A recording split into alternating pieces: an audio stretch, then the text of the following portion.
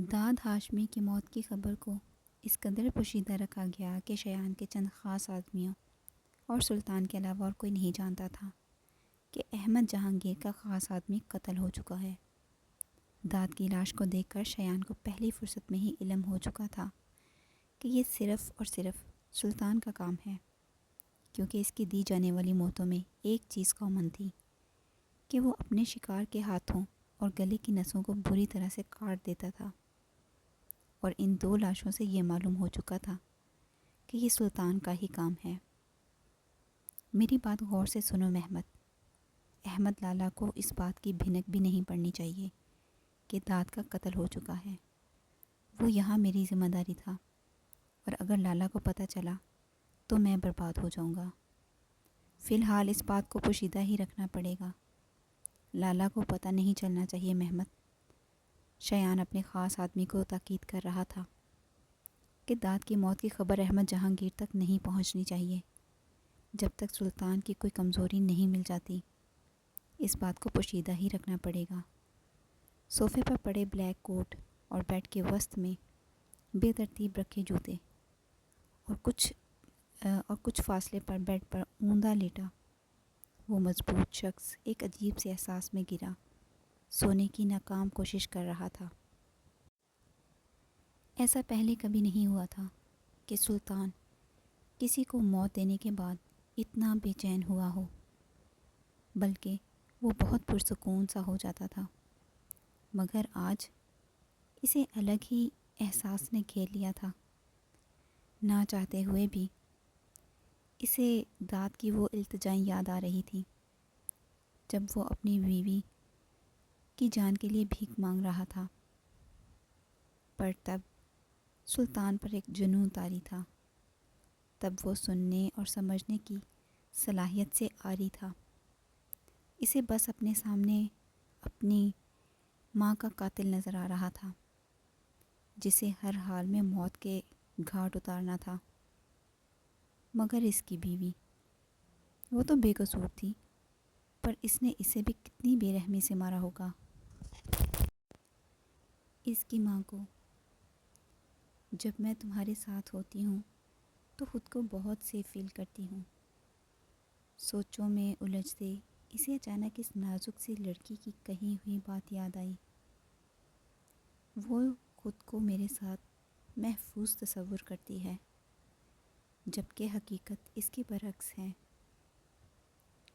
وہ میرے علاوہ کسی کے ساتھ بھی سیف ہے، مگر میرے ساتھ نہیں۔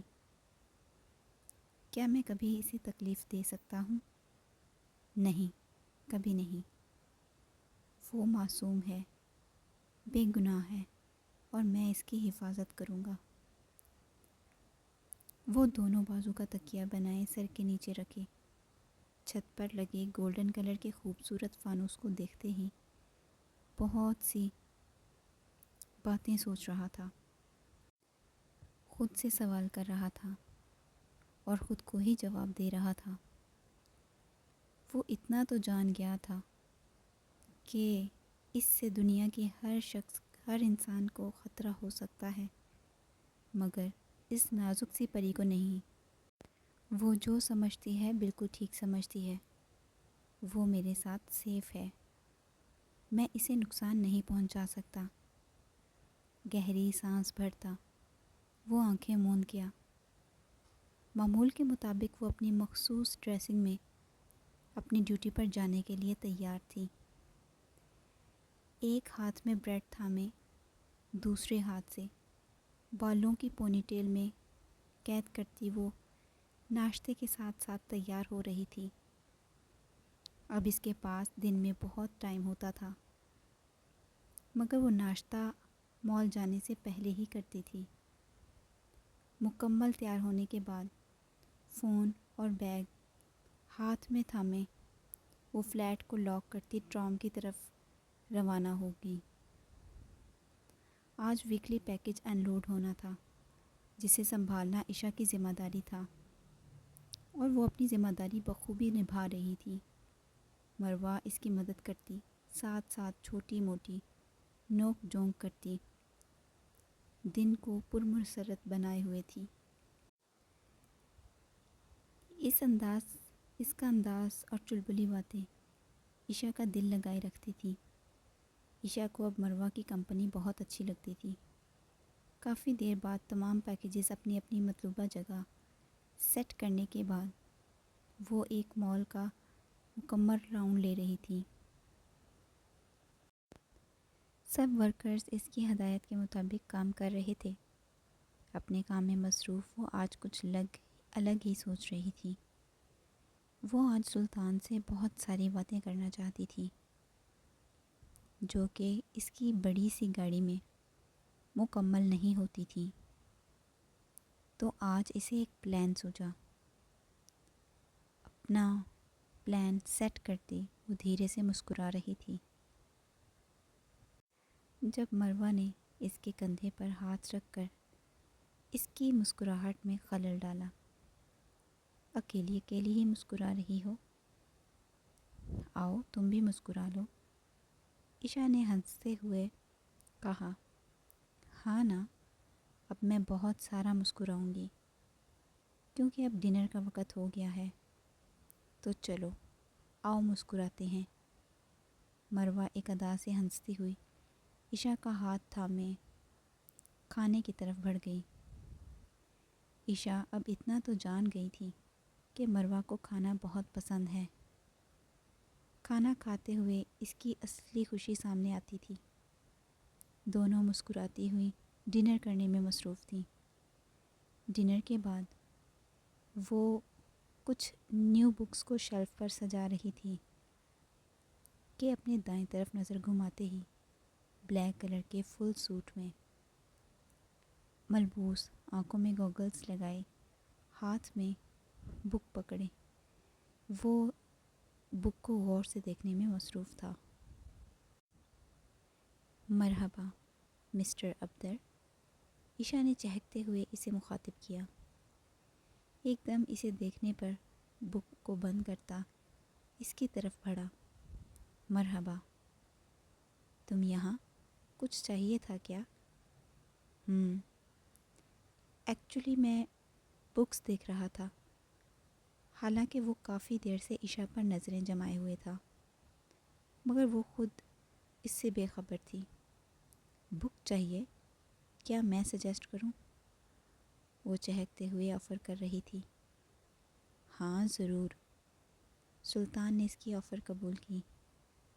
ایک منٹ، ہاتھ کا اشارہ کرتی وہ بک شیلف کے دوسری طرف چلی گئی اور کچھ ہی پل میں وہ ہاتھ میں ایک کتاب اٹھائے واپس آئی۔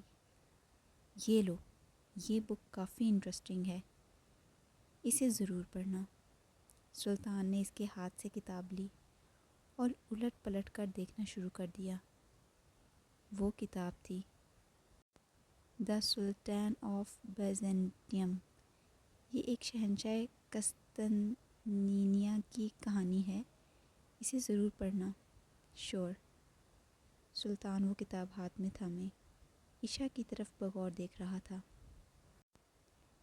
وہ کتاب پڑھنے کا عادی تو بالکل نہیں تھا، مگر اس کی سجیسٹ کرتا یہ کتاب تو اب ہر حال میں اسے پڑھنی ہی تھی۔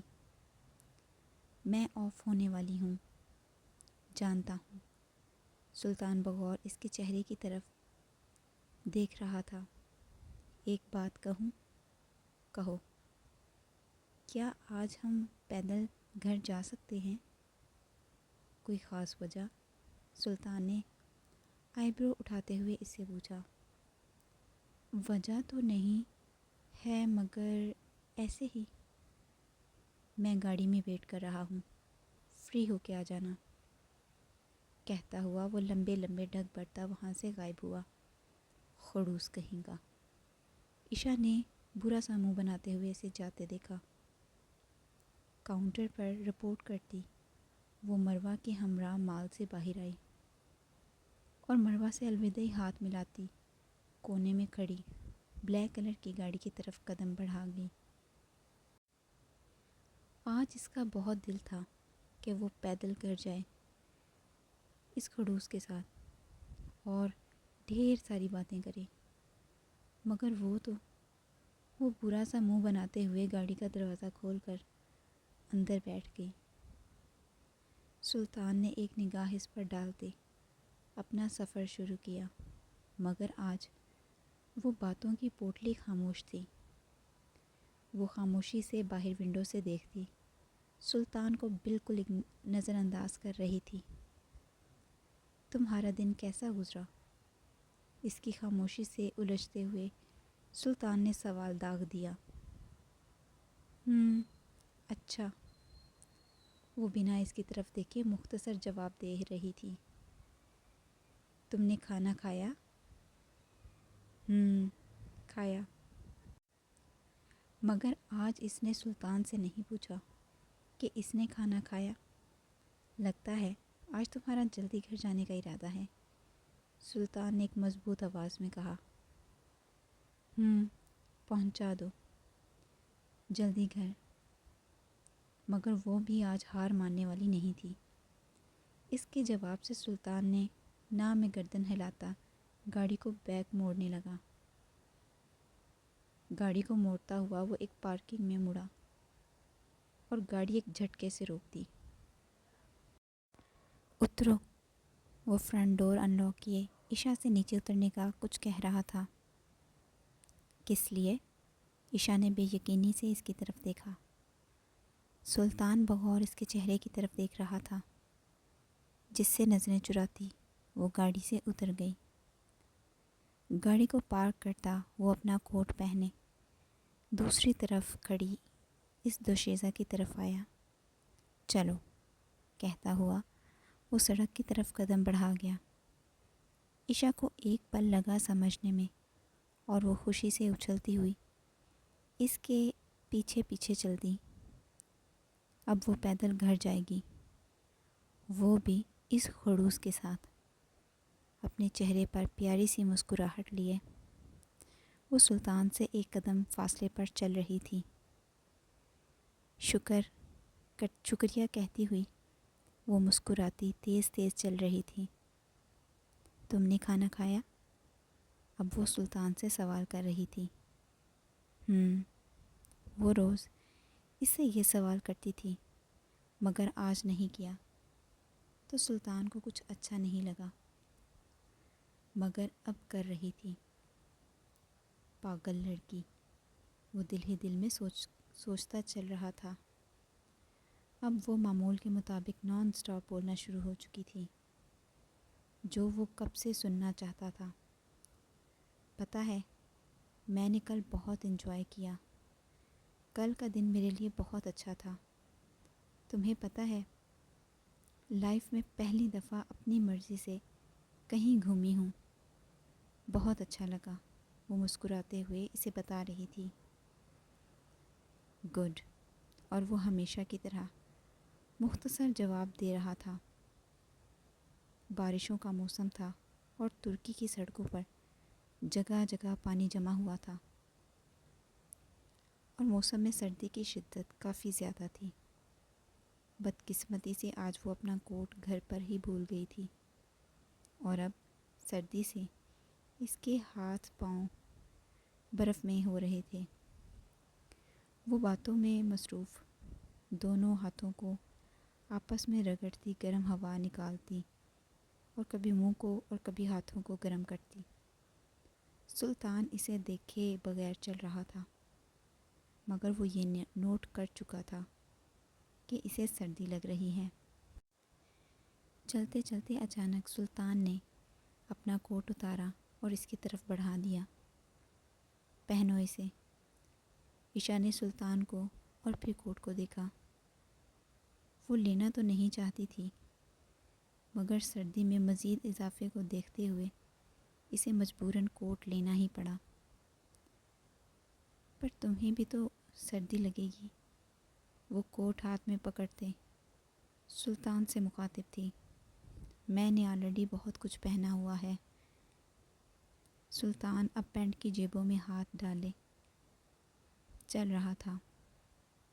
عشا نے جھٹ سے سلطان کا کوٹ پکڑا، زیب تن کیا۔ کوٹ سے اٹھتی وہ خوبصورت خوشبو عشا کو ایک عجیب سا مگر خوبصورت احساس دلا رہی تھی۔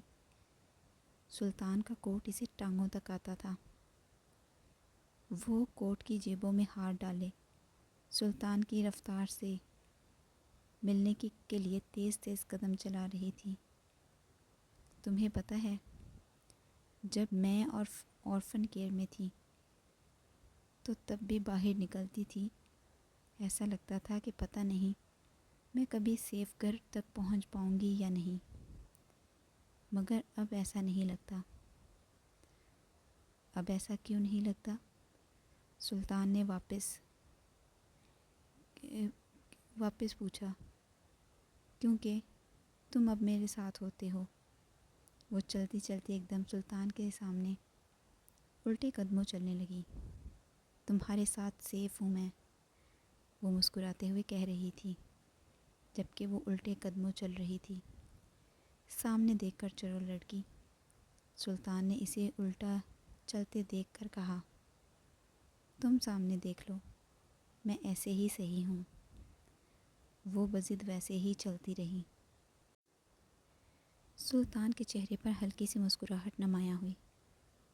مسکراتے ہوئے وہ بہت پرکشش لگتا تھا۔ چلتے چلتے وہ دونوں اب استقلال اسٹریٹ پر پہنچ چکے تھے، جہاں لوگوں کی آمد و رفت بہت زیادہ تھی۔ ہر طرف گہما گہمی اور لائٹوں سے بھری دکانیں، ریسٹورنٹس لوگوں سے کچا کچ بھرے ہوئے تھے۔ استقلال اسٹریٹ پر کبھی بھی رش کم نہیں ہوتا تھا۔ کہتی ہوئی وہ ہنوز اسی پوزیشن میں چل رہی تھی۔ سامنے دیکھ کر چلو، سلطان نے اسے پھر ٹوکا۔ وہ نہ میں گردن ہلاتی اسی پوزیشن میں رہی۔ چلتے چلتے اچانک سلطان کی نظر سامنے آتے ایک لڑکے پر پڑی، جو کہ ایک رف سے حلیے میں کانوں میں ہیڈ فون لگائے اپنے دونوں ہاتھوں کو گانے کی تال پر گھماتا ہوا بے دھیانی سے عشا کی طرف آ رہا تھا، اور وہ اس سے بے خبر الٹا چلتی ہوئی جا رہی تھی۔ عشا سے سلطان کا فاصلہ زیادہ تو نہیں تھا، پر اتنا تھا کہ وہ اسے سیدھا نہیں کر سکتا تھا۔ اتنے میں وہ لڑکا جھولتا ہوا عشا کی پشت سے ٹکرایا تو وہ الٹے قدموں چلتی ایک جھٹکے سے سیدھی ہوئی، مگر وہ لڑکا اسے نظر انداز کرتے ہوئے اسی طرح جھولتا ہوا چل رہا تھا، جبکہ سلطان کے ماتھے پر کئی سلوٹیں ابھریں۔ سلطان نے اپنے قدم مضبوط کر لیے، کیونکہ وہ لڑکا اب اس کے قریب آ رہا تھا۔ وہ سلطان سے فاصلے پر ہی تھا، مگر سلطان نے اپنے قدم اس کی طرف کرتے قریب سے گزرتے وقت ایک زوردار کندھا اس لڑکے کے کندھے سے پر ثبت کیا۔ سلطان جیسے مضبوط آدمی کا کندھا اتنی زور سے پڑنے پر وہ لڑکھڑاتا ہوا گرتے گرتے بچا، اور اس کا ہیڈ فون اتر کر زمین پر گر گیا۔ وہ دونوں ہاتھ ہوا میں کیے سلطان کی طرف دیکھنے لگا، مگر وہ اسے بالکل نظر انداز کیے گزر گیا۔ کہا تھا نا، سامنے دیکھ کر چلو۔ اوہ سوری، وہ کندھے اچکا کر سلطان کے قدم بقدم چلنے لگی۔ تم بور نہیں ہوتے؟ وہ کس لیے؟ اتنا چپ رہتے ہو، بولتے بھی نہیں۔ تم جو بولتی ہو، سلطان نے اس کی طرف بغور دیکھتے ہوئے کہا۔ مطلب تم بس سننا چاہتے ہو، ایسا ہی سمجھ لو۔ آنکھوں پر گوگلز، مغرور سا شہزادہ عشا کو بہت اچھا لگا۔ کافی دیر چلنے کے بعد وہ آخر اپنے گھر پہنچ ہی گئی۔ وہ دونوں چلتے چلتے ہال کے باہر آ رکے۔ اپنے فلیٹ سے تھوڑا دور وہ دونوں چلتے ہوئے جا رہے تھے کہ اچانک کسی کے بھاری قدموں کی آواز انہیں سنائی دی۔ عشا اور سلطان دونوں نے اپنے قدم روکے، بیک وقت مڑ کر دیکھا، مگر وہاں کوئی نہیں تھا۔ ایسا لگا جیسے کوئی ہمارا پیچھا کر رہا ہے نا؟ عشا نے سلطان کی طرف دیکھتے ہوئے کہا۔